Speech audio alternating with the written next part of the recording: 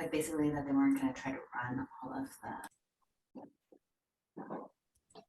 So good morning, everyone. I'm sorry, the incorrect link was added to the confirmation. As I mentioned in my email, today is the beginning of National Farm Health and Safety Week, and we are starting off today's presentation with Michael Alvarez, who will be speaking about ag equipment and transportation safety. Michael? Yes, good morning. Bienvenidos.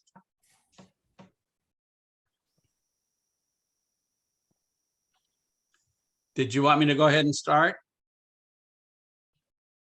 Yes, if you don't mind starting, and just let me know when you're ready for me to advance your presentation. Okay, good. All right.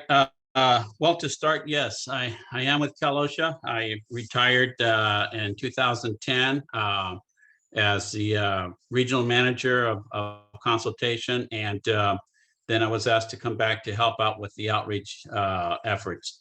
And for those that Spanish is their first language or your first language, aprovechen si tienen preguntas, lo pueden hacer en español. And I can either answer them, lo puedo contestar también en español. So whatever language you feel most comfortable with, but the presentation is going to be pretty much in English. And one of the things that come to heart, as I said, I've been with Cal OSHA for many years. I started back during the infancy of Cal OSHA, 1976, with enforcement, 11 years with enforcement, and the remaining years managing the education and training unit, and then promoted into overseeing the consultation program. I also was part of the emergency task force. I managed that for several years, which part of that was being in New Orleans during the Katrina cleanup and the wildfires in Southern California. In addition to that, I was also on the national board, which gave me a real good perspective of what other states are doing involving ourselves, our program here in California with the rest of the union, and things that work well in other states, incorporated those here in our program, as well as the things that we were doing here, sharing that with the other state programs and within consultation. And what we're going to talk about, one is, and you can see this on the screen where the first bullet is Cal OSHA resources. And, there's no way that we're going to be able to cover everything in the allotted time. But what I hope that you can take with you is the information that later down the road, when you come across something and you're not quite sure, what is Cal OSHA's position on this, or what about the federal OSHA? How does that interplay with us here in California? Because I believe some of you have operations out of California, so I'm going to get into a little bit more detail and how we can link over on to other resources. What's all about is prevention, and I'm going to touch on that as to why, equipment safety, transportation safety, the effectiveness of these programs, and then also best practice. On your left side on that screen, you're going to see a group of individuals. In fact, I took this photograph, and what impressed me the most was that this is part of our recognition program. So in other words, a company who can demonstrate they have an effective injury and illness prevention program here in Cal OSHA, we recognize that. And, there's several levels. One starts with the Golden Gate, which once a company demonstrates they have an effective program, a letter is given to them acknowledging this, and that's what they're holding there in front of them. Then the next level is a SHARP program, which if you put it, let's say, in an ABC scale, the Golden Gates are like your BCs, that you have an effective program. SHARP takes it up a level higher. That means you're an AB, and then there's also the VPP, which is the top of the group there. That means you have a stellar program. But what I found most interesting in that photograph when I took it, you'll see the two individuals in the center, one with the hat on, and then the one would be to his left. These are farm labor contractors. And the one in the blue shirt next to the guy with the hat, he's the grower.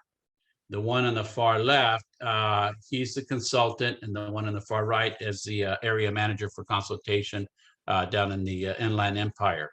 And usually, I would say 99% of the time, when someone achieves a Golden Gate or any of the recognition programs, it starts at the top. In other words, that would be in construction, would be either the general contractor or builder, and in agriculture, it's usually the grower, and then they enlist their farm labor contractors as the general contractor would list their construction subcontractors. Here, in this particular case, it was the inverse.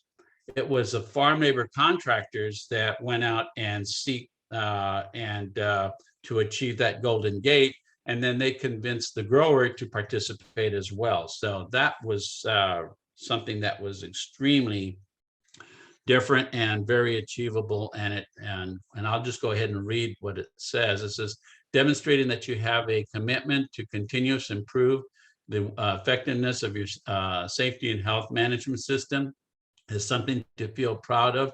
Tudor Ranch, and then it has the individuals, Jaime, the farm labor contractor, and Lazario, also the farm labor contractor. So again, something that I strongly encourage. If you haven't participated in any of the recognition programs, I would certainly encourage that you do so. Okay, next slide, please. Okay, well, let's dive right into the resources. Sometimes it's a little difficult to remember, www.dir.ca.gov unless you write it down. But in time, as time goes on, and you're kind of wondering, well, what's Cal OSHA's perspective on this, or what are they up to, or if there's any standards that are being promulgated, getting a status report on these standards or an interpretation of how Cal OSHA is applying one standard over the other, whatever the questions may be, just remember, Google search Cal OSHA, and when the screen comes up, to make sure that it is the official state Cal OSHA website, it will always end in GOV. So when you see this, it should show dir.ca.gov.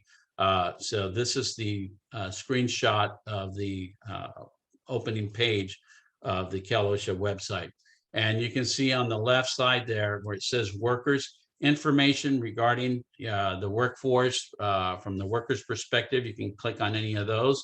From the employer's end of it, you see a whole list there, the consultation services. If you're having to seek any permits or certifications, developing your injury and illness prevention programs.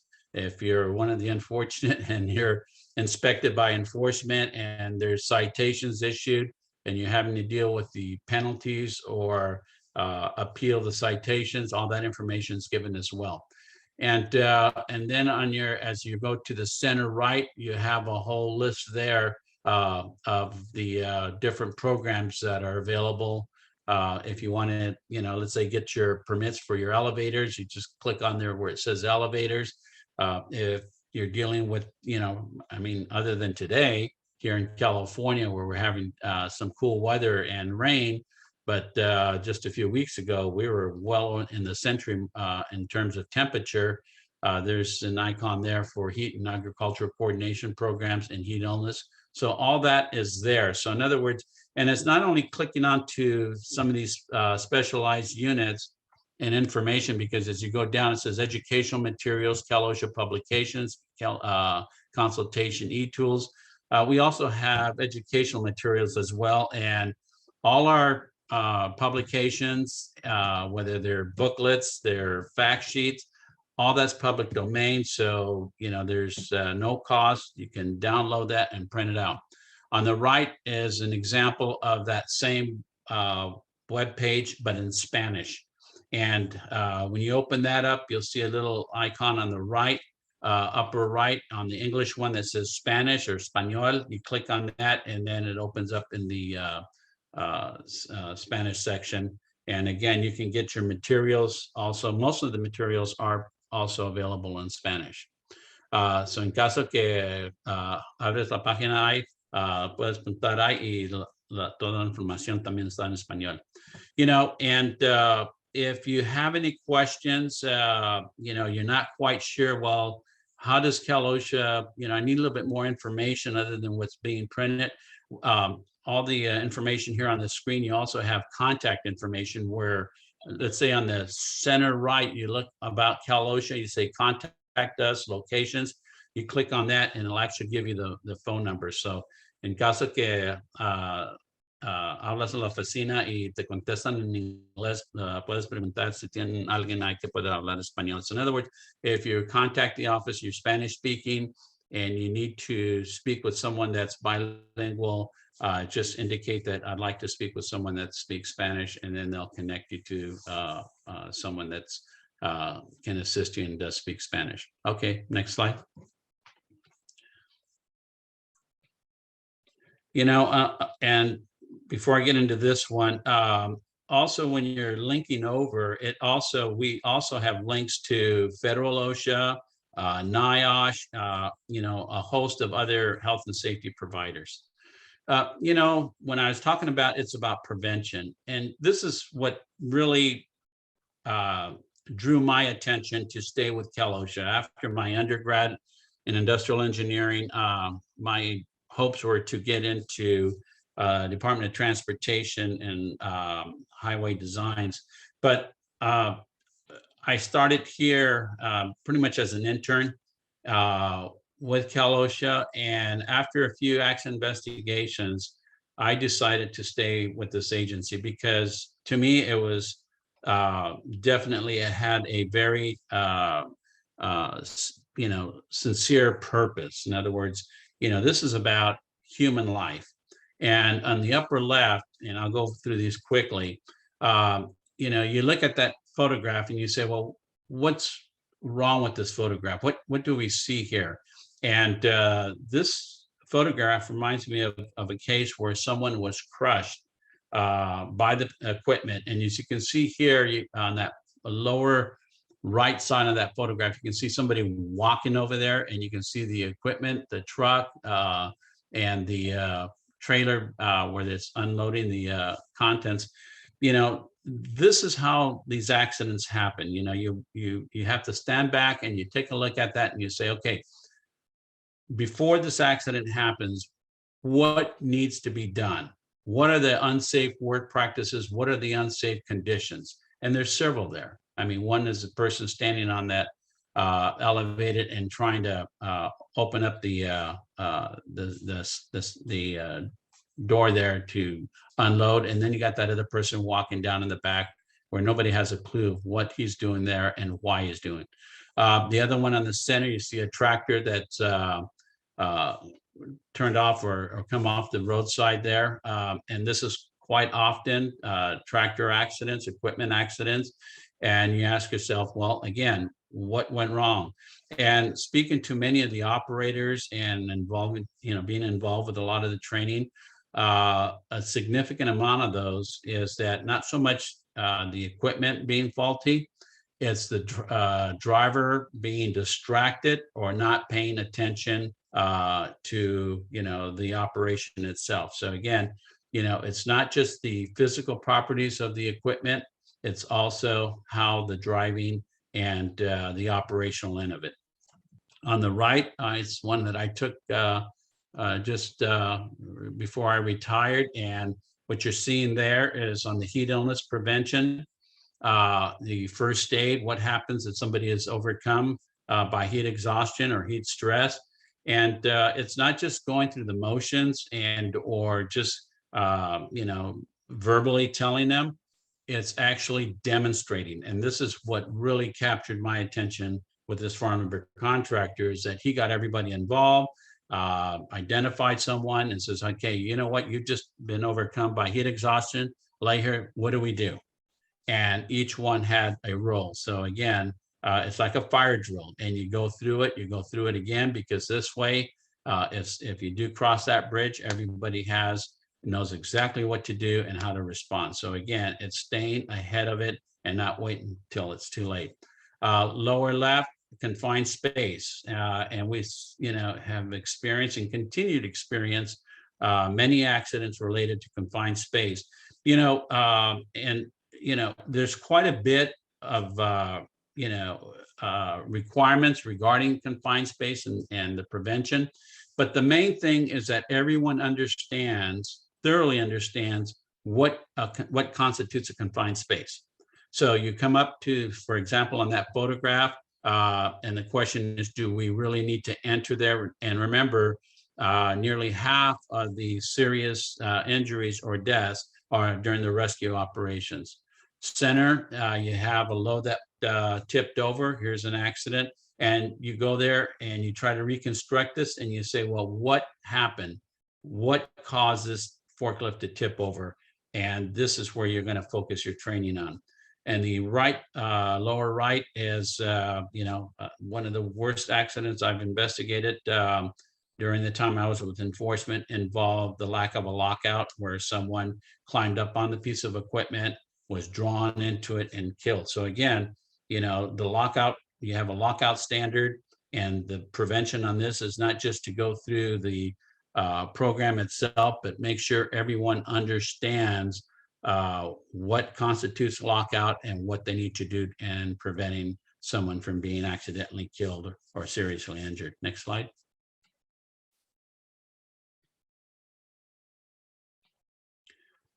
Equipment safety, and we'll start with that lower left. And I'm really into images and photos, because to me that speaks volumes. You see there a series of conveyors, transfer points, and one of the things on this, obviously, is that you have the physical safeguards. But the other thing to keep in mind is, you see individuals there working. You stand back and you watch and see what they're doing throughout the course of the day. What happens if something gets stuck, or something doesn't follow through the way it's supposed to? Are they going to get on those conveyors, or are they going to try to unjam it while the equipment is energized? I mean, these are things that, or they're going to circumvent the guards. These are things to watch out for. So again, on these conveyors, transfer points, nip points, you have to be very attentive. On the upper right, you have an auger. There's obviously some shear points there. These do require guarding, and or if by location, if they have to be open because they're somebody is, in other words, you have equipment dumping material on there, then you have to have the barriers to keep workers away from getting right into those shear points. Lower left, I in fact took that photograph down in Southern California. Here you're talking about the lockout, and also the training. Make sure you go through and everybody, those that you're training, thoroughly understand, and then have them go through each of those required parts and safeguarding equipment. Lower right is, the harvester night work here in California because of the heat. We're seeing more and more of this night operations. And so it's not just the safeguard on the equipment, but also we're talking about illumination and making sure that there's sufficient illumination and training to ensure that the operators and the people that are working not only on the equipment, but around the equipment are have the proper, both PPEs, personal protection, in other words, the night garments, and also individual lighting as well as equipment lighting. Next slide.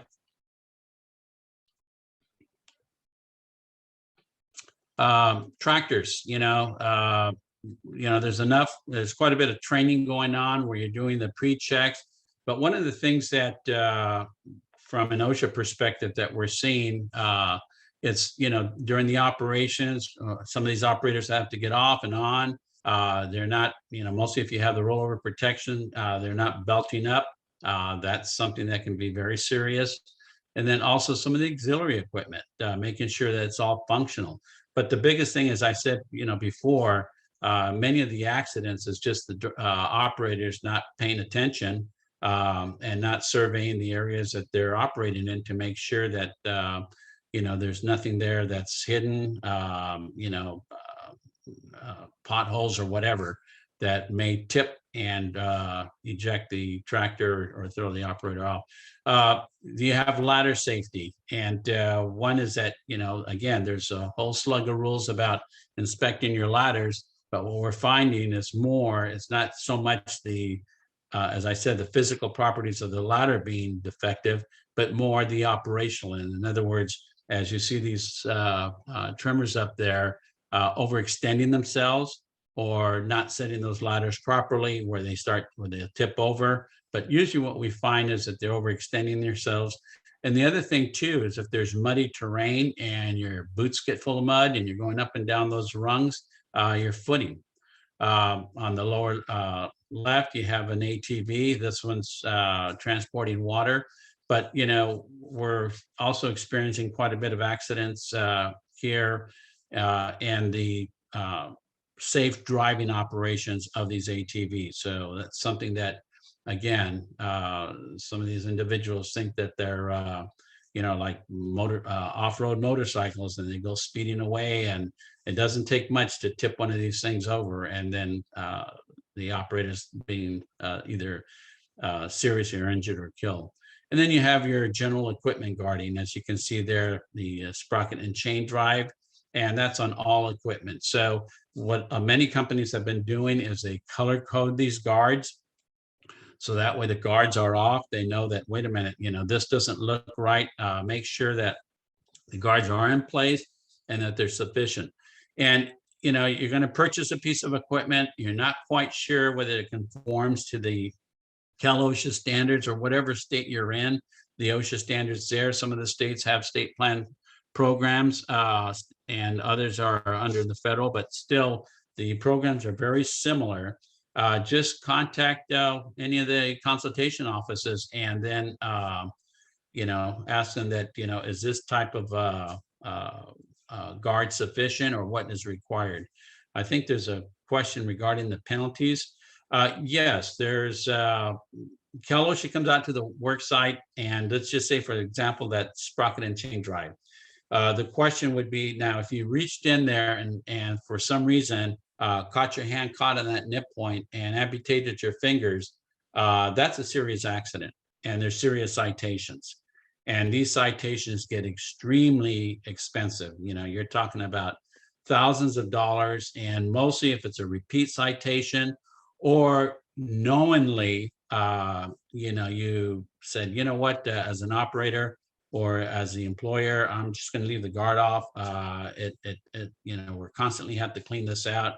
And now you got, it gets extremely, you're talking about over $10,000 for something like that. Okay, next slide.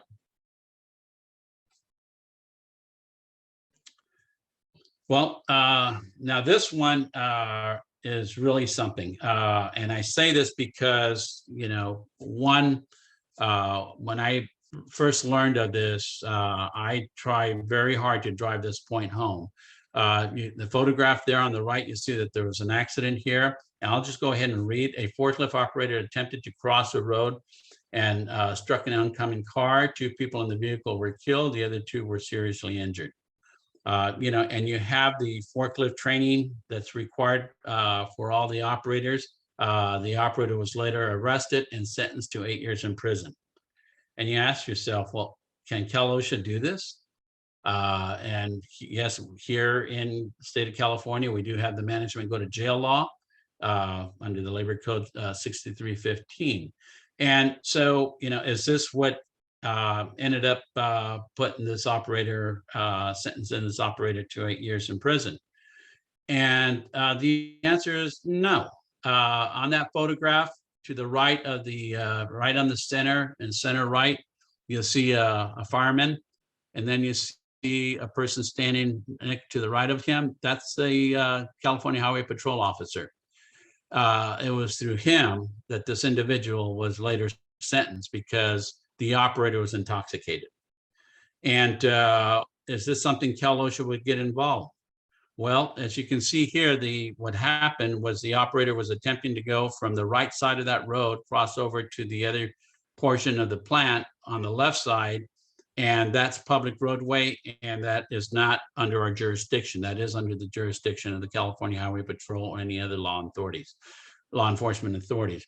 But as a Cal OSHA person, I would ask, how long has this person been operating intoxicated? Because I don't think he stopped at the fringe of the road and started drinking to cross the road. I'm sure he was operating intoxicated even at the plant.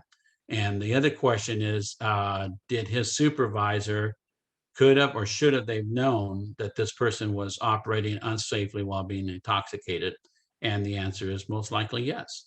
And then that's where you can apply that standard of the management go to jail law, because knowing this and allowing this, you're taking on that responsibility. So that's under the Injury and Illness Prevention Program, where as a company or manager, you want to make sure that not only the equipment is in safe condition, but also the operation. And something like this, going back into citations, for one thing, the citations and the sentencing that was given exceeds what we would have been able to do. But definitely, if this person would have caused an accident in the plant, the citations and the penalties would have been substantial. Okay, next slide. And why should we have fleet safety? And well, for many reasons. I know this is old data there that approximately 1,700 fatal work-related vehicle accidents. But there's still quite a bit. And one is that the focus should be, why are they occurring?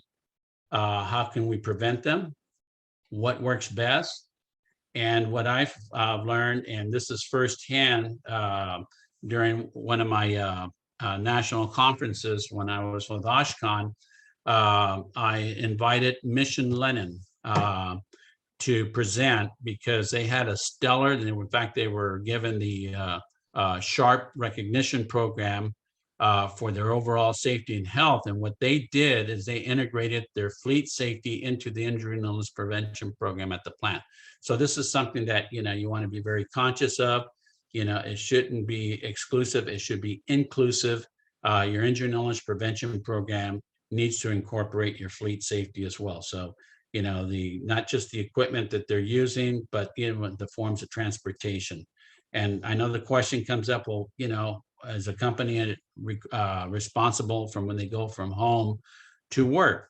No, not necessarily. But the thing is, though, is that, the driving habits are very similar. So whether, if you're going to drive recklessly from home to work on your own vehicle, and then you get in the company's vehicle, what's to change? So again, this is something you want to make that's continuous, the safe, defensive driving, whether you're driving on your personal vehicle or you're driving in companies' vehicles or equipment. Next slide.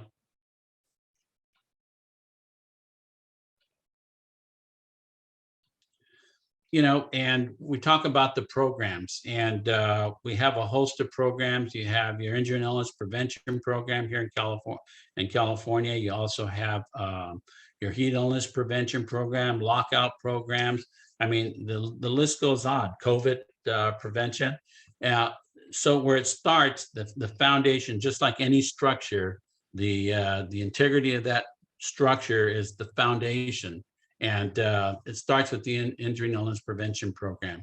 And one is you review all your written documents, compare the employer's program with the Cal OSHA model program, use the Cal OSHA guidance materials. I mean, going back into what I started with in our resources, it has an excellent booklet on setting up your program.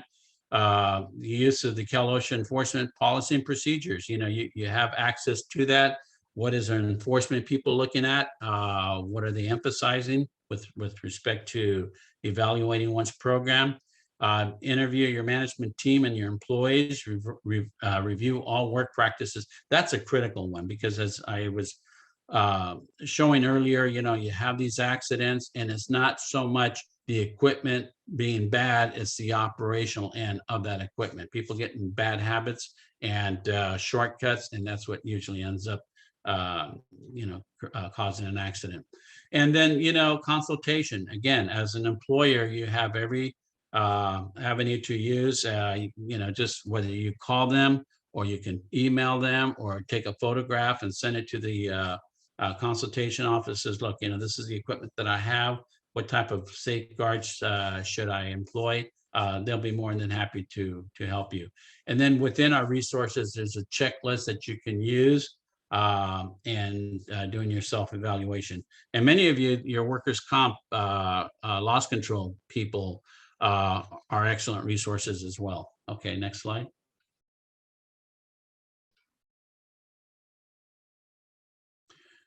And I'll end with this. Of all the things that I've been involved with and the outreach, and also in helping both employers and even in enforcement, this is one that it was recent, July of this year, that really struck me the hardest. And I'll just read to you.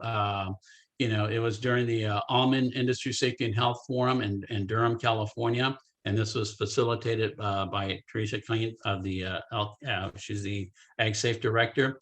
And this is what I witnessed. What amazed me most during our panel discussions were all the testimonies given. This included experiences on encouragement, trust, taking ownership, listening, placing value on workers, importance of safety culture, interweaving production with safety, overcoming challenges, proactiveness, and working in harmony. Included were experiences and challenges with working in dusty environments, heat, dynamics with the labor market, ongoing changes, equipment operation, and keeping the interests of safety on top, which many provided a variety of incentive programs that range from a pat on the back, positive reinforcement, recognition, and other incentives. One in particular shared his experience in working with the Cal OSHA consultation, and others working with a host of mentors, trainers, for example, Ag Safe certification programs and loss control folks. So one, yes, you can do it on your own. What I encourage is, involve yourself with others, other employers, workers with other workers, because again, you have a lot of what I would deem as safe work practices that you want to incorporate. Things that are unsafe, the shortcuts that evolve and develop, you also want to capture that before something happens. So again, it's being proactive, but one of the most effective tools is the interaction with your peers, with others in your industry. And this is something that I've been involved with Ag Safe for many, many years. And this is something that they do very well, is bringing everyone together and sharing their experiences and also the development. So again, here with Cal OSHA, we do have the two sides of the house. We have enforcement, and they're not going to go away. There's a reason for that. I mean, it's just like the highway patrol. You can talk to your blue in the face with respect to defensive driving, safe driving, not being intoxicated. But there's that need for the enforcement out there, as well as with Cal OSHA. But then there's the other side of the house, the consultation, and they're there to help you. It's a service that's prepaid. Whatever you can find with them, and whatever assistance you need with them, it's confidential. It stays with them. They don't go sharing that information to enforcement. Okay, that pretty much wraps it. Is there any questions? And please feel free to unmute yourself if you have a question, or in the chat function, however is easier for you. One question here from Michael or Miguel Lopez. Where do I find a list of penalties amount? That's right in our website. You can go right into the website and under the enforcement, all that's public domain. So, with respect to the gravity of these penalties, who's been cited, how much have been cited. Also, if you are part of the Cal OSHA reporter which is a separate entity. They post quite a bit of information with respect to citations.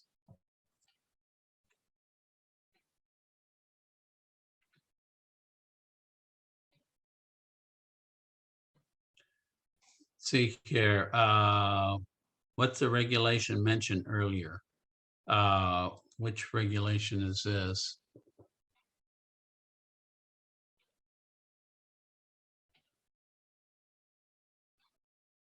Okay, well, we have quite a bit of regulations. If you're talking about the injury and illness prevention program, that's section 3203. As I said, there's, we have the lockout 3314. Been a while since I've actually worked directly with the regulations, but again, going into the website, there's a section there where it says, if you have any, you can type in the questions or search, that's what it is, search. And, you can type in regulation for heat illness or regulation for injury and illness prevention program, and it'll link you right into the standard itself.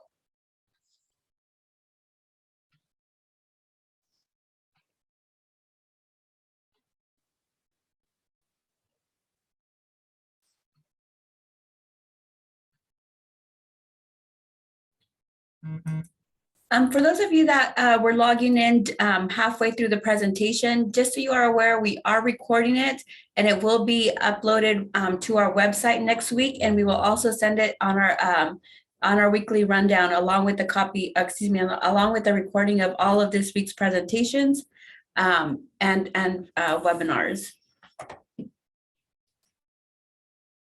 Okay, regulation. Okay, here's another regulation, knowing about hazards but not doing anything. Okay, that can be, you have a vertical standard and you also have a horizontal standard. Let's just say, for example, the lockout blockout. Knowing about the lockout blockout and then and just ignoring that. And I had a case what was exactly that's what happened. The employer knew of the hazard, but did not implement a proper program, allowed his employees to continue to circumvent this. So there was a serious citation that I issued for the lack of implementing effective injury and illness. I mean the lockout, which is 3314. And knowing about that, I was able to demonstrate the knowledge, and continuing to do this, then that was forwarded to our Bureau of Investigations, and then they went ahead and worked with the district attorneys to file criminal charges on them. So again, and then also the injury and illness prevention program. So that was 3203. So again, one is having the knowledge, and if an employer knows of this and circumvents it, knowing this, then yes, the gravity goes up much higher, which we're can then forward this over to the Bureau and then to the district attorney's office. It's under, in fact, that just came to mind right now. You'd have not only the serious citation, but also there was a willful citation with that.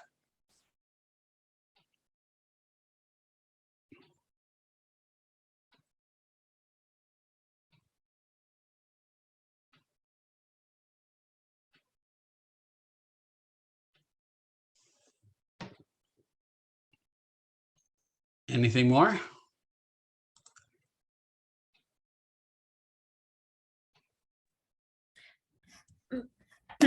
Michael, if anybody has any questions after today's presentation, do you want me to include your email address, or would you like us to take questions?